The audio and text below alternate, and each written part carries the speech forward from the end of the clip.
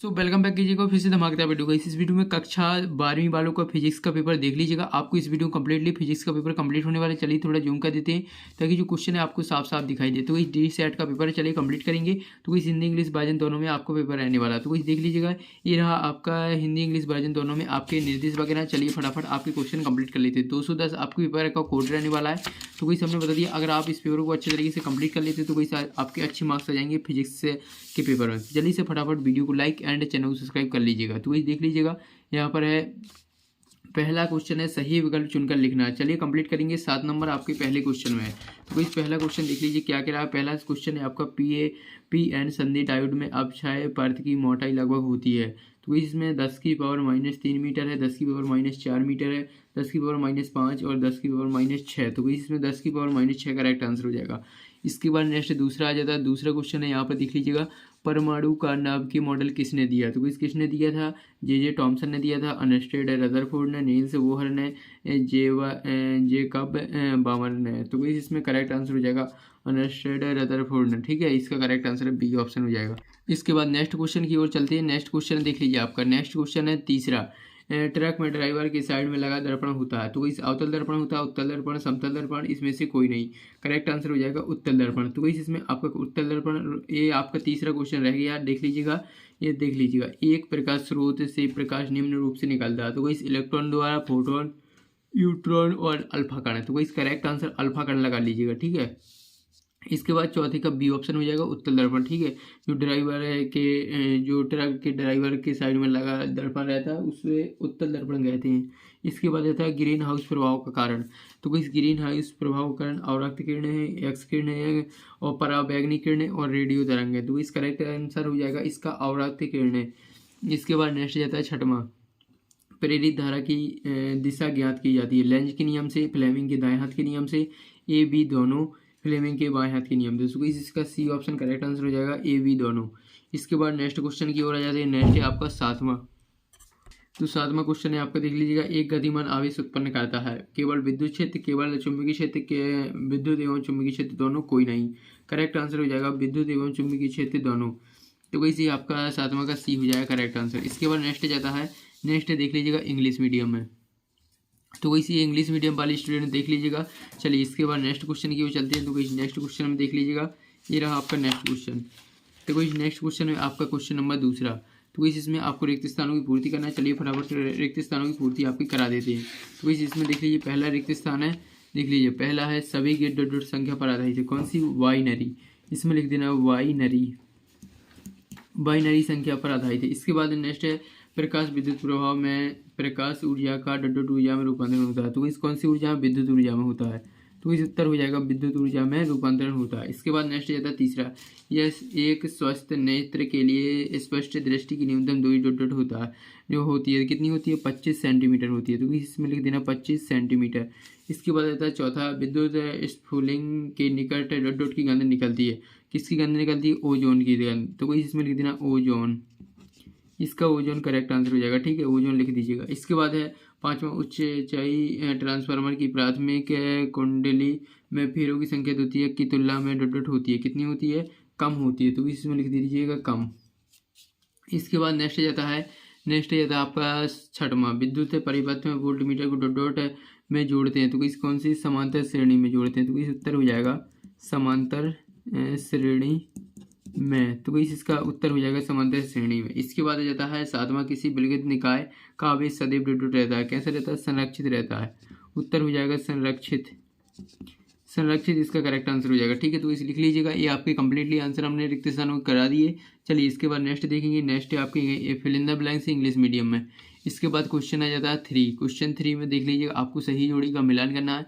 चलिए फटाफट सही जोड़ी आपकी मिला लेते हैं। तो इस पहला है बामर श्रेणी। बामर श्रेणी का हो जाएगा दृश्य क्षेत्र। ठीक है, पहले का यहाँ से मिला देना डी ऑप्शन से। दूसरा बीटा गण, बीटा गण का हो जाएगा यूट्रॉन। इसके बाद है रेडियो तरंग। तो इस रेडियो तरंग का हो जाएगा तीसरे का दोलित्र परिपथ, विद्युत परिपथ।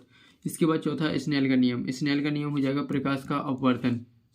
इसके बाद पांचवा दृश्य प्रकाश का हो जाएगा पांचवा का न्यूटन, यहाँ से बी ऑप्शन से। इसके बाद है धारतीय प्रतिघात। तो इसका मिला देना आपको 1/2। ठीक है, तो इसे यहाँ से मिल जाएगा। सातवां है साइमन साइमन का मिला देना विद्युत चालकत्व से। तो वैसी आपकी 7 नंबर की सही जोड़ियाँ देख लीजिए, हमने नंबरिंग कर दी है, फटाफट इनकी स्क्रीनशॉट ले लीजिएगा। चलिए इसके बाद नेक्स्ट क्वेश्चन की ओर चलते हैं। नेक्स्ट इंग्लिश मीडियम में सही जोड़ियाँ आपकी। इसके बाद है क्वेश्चन 4। तो क्वेश्चन 4 में चलिए पहला क्वेश्चन है इसका, अर्धचालक का वार्जित ऊर्जा अंतराल कितना होता है। तो इसका ऊर्जा अंतराल होता है 1 EV होता है, सॉरी यहाँ पर इसमें लिख देना 1 EV होता है, ठीक है। इसका आंसर हो जाएगा 1 EV। इसके बाद नेक्स्ट जाता है, नेक्स्ट है आपका दूसरा रिगवार्ड नियतांक का मान। तो इस रिगवार्ड नियतांक का मान हो जाएगा 1.1 हो जाएगा, गुणा हो जाएगा, फिर हो जाएगा 10 की पावर 7, फिर हो जाएगा मीटर इनवर्स। तो कोई इतना आपको इसका आंसर लिख देना, ठीक है। इसके बाद है किसी फोटोन से संबद्ध डी ब्रॉगली तरंगदैर्घ्य बताइए। तो इसका हो जाएगा 0.01 नैनोमीटर हो जाएगा, ठीक है। तो इसमें लिख देना आपको इतना, इसका करेक्ट आंसर हो जाएगा। इसके बाद नेक्स्ट जाता है, नेक्स्ट अवतल दर्पण का एक उपयोग लिखना है। इसका उपयोग हो जाएगा दाढ़ी बनाने में इसका करेक्ट आंसर हो जाएगा, ठीक है, दाढ़ी बनाने में। इसके बाद नेक्स्ट जाते हैं, नेक्स्ट है आपका देख लीजिएगा 5वां है, लेंज का नियम किस नियम के अनुकूल है। तो इसका लिख देना ऊर्जा संरक्षण के। इसमें आपको लिख देना ऊर्जा संरक्षण के किस नियम के अनुकूल है। तो इस ऊर्जा संरक्षण के हो जाएगा। इसके बाद है छठवां है आपका देख लीजिए, एक आवेशित कण समचुंबकीय क्षेत्र में इसके समांतर प्रवेश करता है तो कण का पथ कैसा होगा। तो इसका जो कण का पथ होगा वो त्रिज्यू रेखीय होगा। तो इसमें लिख देना त्रिज्यू रेखीय। इसका करेक्ट आंसर देख लीजिए, हमने उसी के सामने लिख दिया, फटाफट स्क्रीनशॉट ले लीजिएगा। तो इसी आपके एक बार कंप्लीट हो जाती है। इसके बाद 7वां जाता है चुंबकीय क्षेत्र के लिए गॉस का नियम लिखना। तो इसी गॉस का नियम लिख देना, ठीक है। तो इसी आपके कंप्लीटली आंसर हो जाती है। इसके बाद आ जाते हैं इंग्लिश मीडियम। तो वही चलिए अब आपके 2 नंबर वाले प्रश्न कंप्लीट करा दीजिए, फटाफट देख लीजिएगा। क्वेश्चन नंबर 5वां जाता है आपका 2 नंबर का। इसमें है आपको हाइड्रोजन स्पेक्ट्रम में बाउंड श्रेणी किसे कहते हैं। इसके बाद नेक्स्ट देखेंगे इसका अथवा देखेंगे। तो वही अथवा है नाभिकीय बल किसे कहते हैं, ठीक है। इसके बाद है नेक्स्ट है आपका 6वां, क्रांतिक द्रव्यमान से आप क्या समझते हैं। अथवा दिया देहली आवृत्ति को स्पष्ट कीजिए। इसके बाद नेक्स्ट देखेंगे 7वां द्रव्य तरंगों के कोई 2 गुण अथवा दिया थॉमसन परमाणु के दोष लिखना है।